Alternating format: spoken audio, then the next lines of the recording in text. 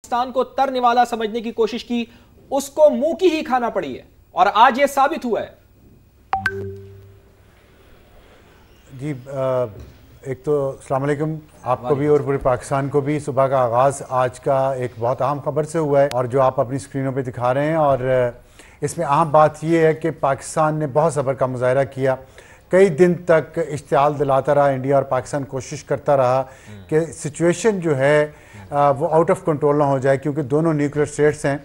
और लेकिन हम बहुत दिनों से ये बात कहते रहे, इंडिया को समझाते रहे, मोदी को समझाते रहे, उनके एक्सट्रीमिस्ट हिंदुत्व नज़रिए को समझाते रहे कि पाकिस्तान फुली प्रिपेयर्ड है और पाकिस्तान एक न्यूक्लियर पावर है, लेकिन पाकिस्तान चाहता है कि वो रिस्ट्रेंट अपना कायम रखे और इसको एस्केलेट सिचुएशन को ना होने दे। लेकिन मोदी साहब वो अपने सियासी मकासद के लिए, या उनका दिमाग से ही काम नहीं करता, उनके मुशीरों का दिमाग से ही काम नहीं करता, क्योंकि जो इंतहा पसंद नज़रियात हैं वो फिर उनको अवाम की, लोगों की फ़िक्र नहीं होती। और आप देख लें उन्होंने किस स्टेज पे इस पूरे खित्ते को पहुंचा दिया है, जहां पे पाकिस्तान ने आज प्रोवोकेशन के बाद 26 जगहों पे कम से कम जो हमारे पास इतलात आ रही हैं हमला किया है। और ये हमारी अपनी सिर्फ इतलात हमारे ऑफिशियल ज़राए से जो आ रही हैं, मैं आपको सिर्फ वो नहीं बता रहा, मैं आपको इंडियन वेरीफाइड ट्विटर अकाउंट्स की तफसीलात भी बता रहा हूँ। और उनके मुताबिक 26 से ज़्यादा जगह वो बता रहे हैं जहाँ पे पाकिस्तान ने बड़े बेहतरीन तरीके से, प्रोफेशनल तरीके से हमले किए हैं और इंतहाई शदीद नुकसान पहुँचाया है, जिसमें मशहूर सारे नाम आपके स्क्रीन पे ऑलरेडी आ रहे हैं। लेकिन एक और बात आपको मैं बताना चाहता हूँ बड़ी दिलचस्प, वो ये है कि इंटरनेशनल कमर्शियल सैटेलाइट्स वो मॉनिटरिंग कर रहे हैं इस वक्त इस पूरे वॉर थिएटर की, जो पाकिस्तान और इंडिया के दरमियान जारी है। और आप देखिएगा कि जैसे जैसे दिन चढ़ेगा ये इंफॉर्मेशन क्लियर आती जाएगी, और पाकिस्तान ने साबित किया है कि वो इंडिया की तरह झूठ नहीं बोल रहा। ना पाकिस्तान की हुकूमत, ना पाकिस्तान की आर्म्ड फोर्सेस और ना पाकिस्तान का मीडिया, जो कहा वो किया।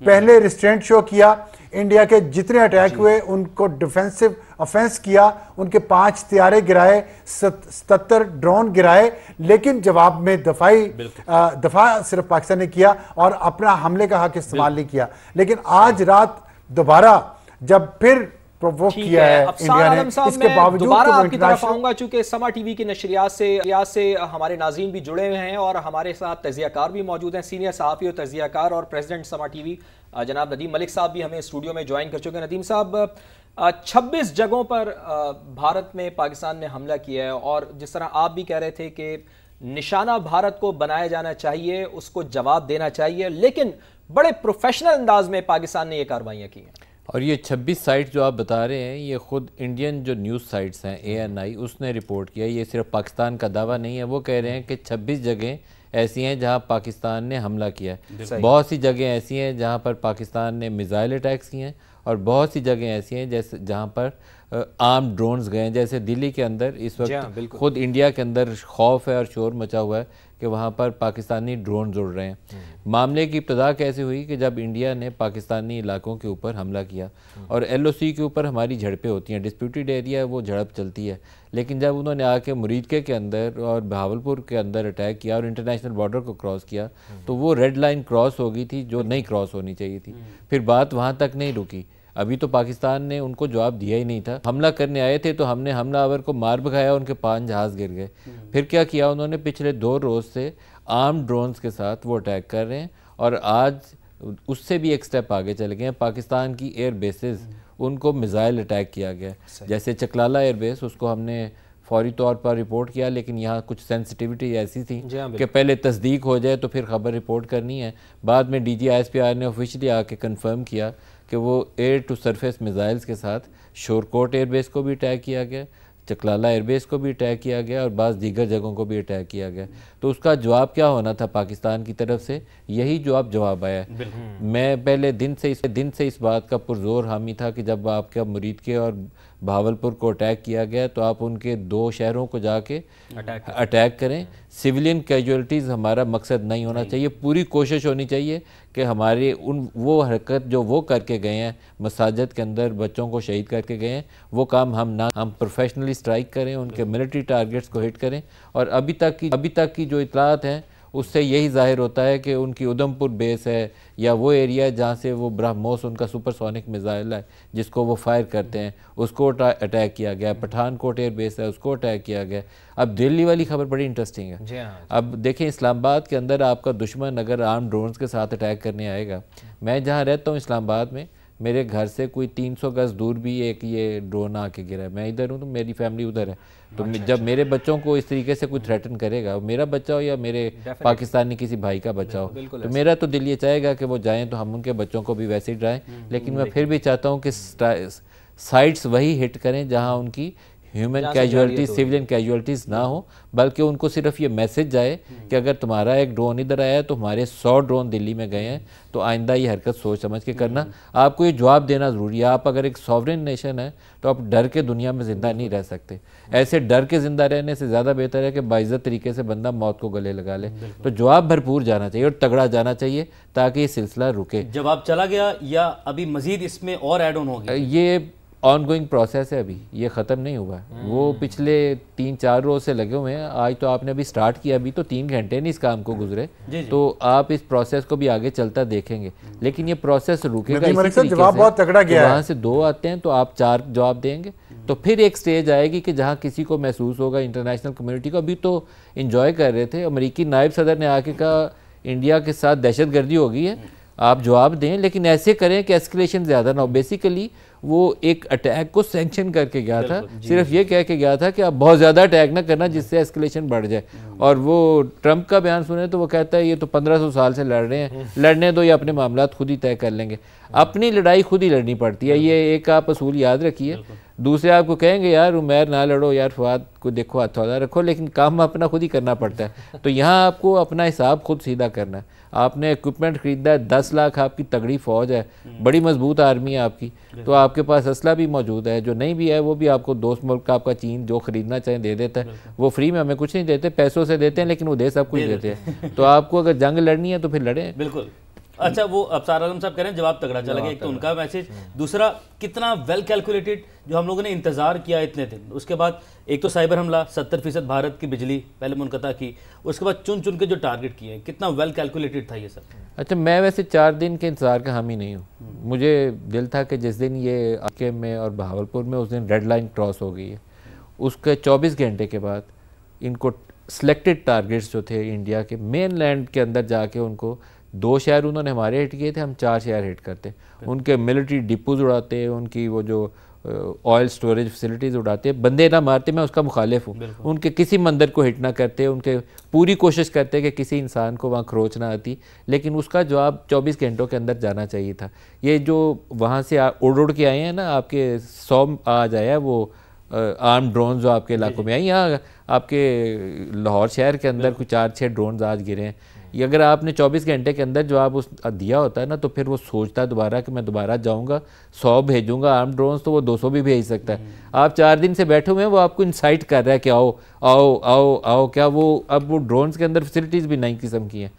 आपके पास इक्विपमेंट है नीचे से जो आपके मिसाइल सिस्टम को भी डिटेक्ट करता है। आपने चाइना से लिया हुआ है वो सिस्टम, ऊपर से मिसाइल आए तो उसको डिटेक्ट करता है, उसको मारता है। लेकिन ये आर्म ड्रोन $6-7 लाख का वो मिसाइल, वो छोटा सा सिस्टम है, लेकिन आपका जब वो गाड़ी आप जिसको चलाते हैं ना, जो उसको डिटेक्ट करती है आपके मिसाइल को, या ऐसी जो एरियल व्हीकल्स हैं उनको डिटेक्ट करती है, इसके अंदर आप एक छोटी सी डिवाइस लगाते हैं, इतना सा पुर्जा, ये उस जगह से उस गाड़ी को ट्रैक करना शुरू कर देता है, और इसके आगे 25 किलो बारूद लगा होता है, तो उस गाड़ी को ऊपर जाके हिट करता है। इसलिए आपने अब इसको मारने का तरीका क्या अपनाया था कि आप उसका इंतज़ार करते थे ये नीचे आए, और नीचे से गन लेकर कट ये जो हर शहर के अंदर हमें फायरिंग की आवाज़ आती थी कि आप वो गाड़ियाँ नहीं थे चला रहे अपनी, जो आपके रडार सिस्टम वाली मिसाइलों के लिए आपने ली हुई हैं, आप इंतज़ार करते थे नीचे आकर आप उसको गोलियों से मार दें। कभी वो किसी इमारत से टकरा जाता था, कभी किसी ग्राउंड में गिर जाता था। वो आपने फुटेजेस सारी देखी हैं, ज़्यादातर तबाह हो गए, ज़्यादातर ने नुकसान नहीं पहुँचाया।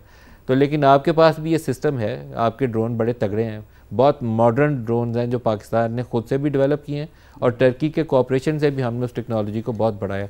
ऐसे ही जैसे हमारे वो जो J-10 जहाज़ जिसने वो PL-15 मिसाइल फायर करके इनके राफेल को मारा है, उसके साथ भी जो एक आपने सिस्टम लिया है जो उनके रडार सिस्टम को जैम करता है। वो सुनने में तो आता है कि हमने उसमें टर्की से भी कोऑपरेशन लिया, क्योंकि टर्की के साथ हमारा जॉइंट कोऑपरेशन है। बहुत सारी चीज़ें टर्की पाकिस्तान से हेल्प लेता है। शायद ये दुनिया के बहुत सारे मुल्कों में से, पूरी दुनिया में से अगर आप गिनना शुरू करें तो 3 या 4 मुल्क ऐसे हैं। ये बड़ी एक सिक्योरिटी के मामले में पाकिस्तान के लिए प्राइड है कि वो कहते हैं विंड टनल टेस्टिंग। ये जो आप जहाज़ बनाते हैं, आजकल चाइना एक जहाज़ बना रहा है जिसमें वो स्टेल्थ कैपेबिलिटीज़ है। वो खबर आ रही है कि वो पाकिस्तान के साथ मिलकर, कान उसका नाम है जहाज़ का, कुछ और है लेकिन KAAN उसके नाम के साथ आता है, कान। मैंने किसी से पूछा कि स्टेल्थ तो बड़ा मॉडर्न है, हम कैसे बनाएंगे? तो वो फिर मुझे डिटेल्स पता करी तो मुझे पता चला कि उसमें एक चीज़ ऐसी है जो इस वक्त मुस्लिम वर्ल्ड में सिर्फ पाकिस्तान के पास वो कैपेबिलिटी है, क्योंकि हम पिछले कई सालों से मिज़ाइल बना के, गौरी, अब्दाली और पता नहीं कौन कौन से हमने मिज़ाइल बनाए हैं, तो हम विंड टनल टेस्टिंग जो है ना हमारी, वो बहुत परफेक्ट हो चुकी है। आप मिज़ाइल उठाते हैं यहाँ से, जिसने 2000 किलोमीटर दूर जाके किसी जगह को हिट करना है, तो उस मिज़ाइल की पूरी जो शेप है और उसकी इंजन की जो पीछे पावर कितनी होगी जो उसको एक ख़ास एलिवेशन पे लेकर जाए, उस फ्लाइट टेस्ट को बरकरार रखे और फिर उस टारगेट को हिट करे, ये वो विंड टनल टेस्टिंग है जो उस टेस्ट से गुजारते हैं। ये एक्सपर्टीज़ पाकिस्तान ने डेवलप किया। डेवलप वर्ल्ड के बाद शायद डेवलपिंग कंट्रीज़ में थोड़े मुल्क हैं जिनके पास ये सलाहियत है और पाकिस्तान उनमें से एक है। तो इस वजह से हमारा इस शोबे में टर्की के साथ भी और चाइना के साथ भी बड़ा क्लोज कोऑपरेशन रहता है। आपकी J-17 उसकी मिसाल है, अब वो कान जो टर्की जहाज बना रहा है उसकी मिसाल है। तो हम कमज़ोर नहीं हैं, हम 1-2 चीज़ों में हमारे यहाँ ख़राबी है। एक, हमारे पास डॉलर नहीं है, जिसकी वजह से हम कभी, आज IMF का प्रोग्राम अप्रूव हो गया तो मुझे रात से यकीन था $2.5 अरब आ गया, अब 3 महीने बाद ही हमने अगली किस्त लेनी है, तो आज लड़ाई हम लड़ सकते हैं, तो आज हमला हो गया। ये रीज़न है, और ये रीज़न भी है क्योंकि जो आज डिटेल प्रेस कॉन्फ्रेंस की थी DG ISPR ने विद एयरफोर्स एंड जो नेवी ऑफिसर्स हैं उनके हमरा, सब कुछ कच्चा चट्टा जो है वो खोल के मीडिया का, इंडियन मीडिया का, उनकी फोर्सेस का सामने आवाम के रख दिया था। उस प्रेस कॉन्फ्रेंस का भी असर समझते हैं, और सऊदी वज़ीर मुमलिकत भी रवाना हुए वापस, फिर ये सब कुछ हुआ। देखिए, जो प्रेस कॉन्फ्रेंस ये करते हैं ना 2-2 घंटे के, मैं उसका हामी नहीं हूँ। पहले भी इन्होंने, इसहाक डार साहब ने और बाकी लोगों ने, जब नेशनल सिक्योरिटी कमेटी का इजलास हुआ था तो 2 घंटे बैठ के प्रेस कॉन्फ्रेंस कर रहे थे। बुनियाद एक है कि आपकी जो सॉवरेनिटी थी वो वायलेट हुई, आपकी जो दाखिली खुद मुख्तारी थी उसको उसने वायलेट किया। LOC की वायलेशन भी वायलेशन होती है, लेकिन वो हमारे यहाँ तकरीबन एक्सेप्टेबल नॉर्म्स पिछले 50-60 सालों में हमने बना ली हुई है। वो इधर आके 2 मारते हैं, हम उधर मारते हैं, या LOC पे मारते हैं। लेकिन ये जो इंटरनेशनल बॉर्डर की वायलेशन है ना, ये बहुत सीरियस वायलेशन होती है। तो आपका एक ही जवाब होना चाहिए था कि भाई तुमने हमारी दाखिली खुद मुख्तारी की आज खिलाफ वर्जी की है, तो अब तुम्हें हम भरपूर जवाब देंगे। अगर तुमने पानी हमारा रोका है तो इसके लिए इसहाक डार ने एक टर्म यूज़ की थी, it's an act of war. तो उस एन एक्ट ऑफ वॉर को हमें act of war he treat करना चाहिए था।